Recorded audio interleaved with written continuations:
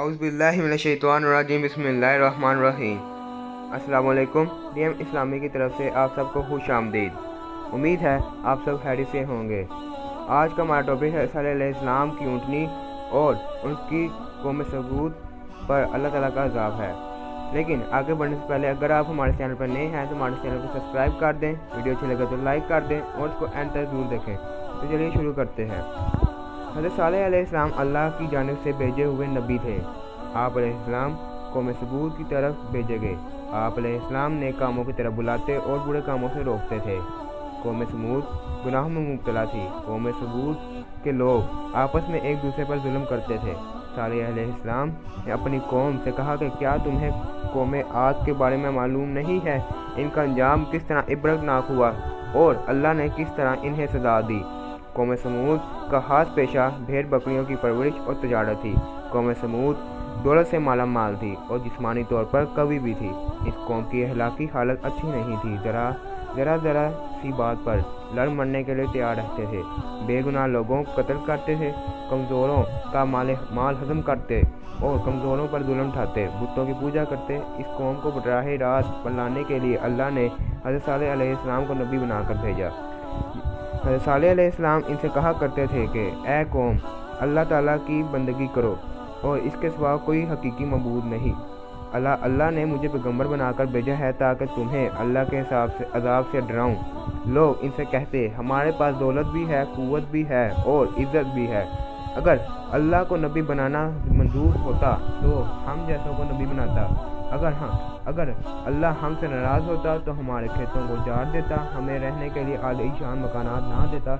हमारे पास बेशुमार ऊँट बकरियां हैं, सवारी के लिए घोड़े हैं। ये इसी बात की दलील है कि हमारे बुत हमसे बहुत खुश हैं, इसलिए हम इनकी परस्तिश करते हैं।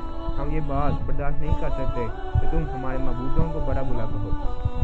हमें इनकी परस्तिश से ना रोको, हम तो खुश हाल हैं, लेकिन तुम्हारी बात मानने वाले मुफ्लिस और गरीब हैं। तुम्हारी हालत भी ऐसी ही है। अगर तुम नबी हो तो इसकी दलील पेश करो, कोई मौजज़ा दिखाओ, हम देखना चाहते हैं। सालेह अलैहिस्सलाम ने इनकी इस किस्म की बातों पर कहते कि तुम ही बताओ तुम क्या मौजज़ा देखना चाहते हो।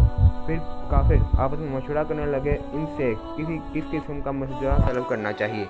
फिर सब ने इत्तेफाक राय से कहा कि तुम इन पत्थरों से एक ऊँटनी पैदा करो और ऊँटनी भी ऐसी हो कि वो साथ बच्चा भी दे और इसका दूध भी दे और हम इसका दूध भी पिएँ। सालेह अलैहिस्सलाम ने अल्लाह से दुआ की।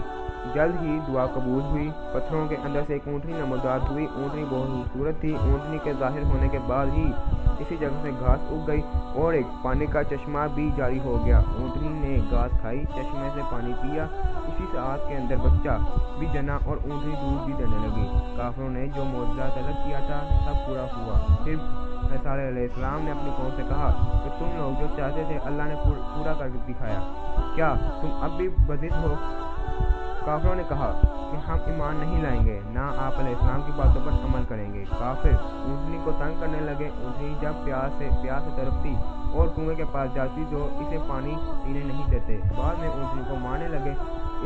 इसका चलना फिरना दोबर कर दिया। वो अज़ियत के मारे कराहती रहती, लेकिन काफिरों को रहम नहीं आता। सालेह अलैहिस्सलाम इनसे कहते कि ऊँटनी को अज़ियत ना पहुँचाओ, इसे चढ़ने दो, जहाँ जाना चाहती है जाने दो। वो अगर पानी पीना चाहे तो इसे प्यासा ना रखो। एक दिन ऊँटनी चश्मे से पानी पिएगी, दूसरे रोज़ तुम और तुम्हारे जानवर पिएंगे। इसके रोज़ाना के मामूल में कोई फ़र्क ना आने दो। तुम अल्लाह से डरो और उसी की इबादत करो। तुम जो कुछ खाते पीते हो वो सब कुछ अल्लाह ही देता है। ये सब कुछ इसी का करम है। तुम्हारे बुत तुम्हारे कोई काम नहीं आते। कौम सबूत मातना सालेह अलैहिस्सलाम की बातों पर अमल किया। एक रोज़ अचानक सालेह अलैहिस्सलाम की ऊँटनी को कत्ल कर दिया। कत्ल की खबर जब आप अलैहिस्सलाम को मिली तो आप अलैहिस्सलाम सदमे से ढाल हो गए।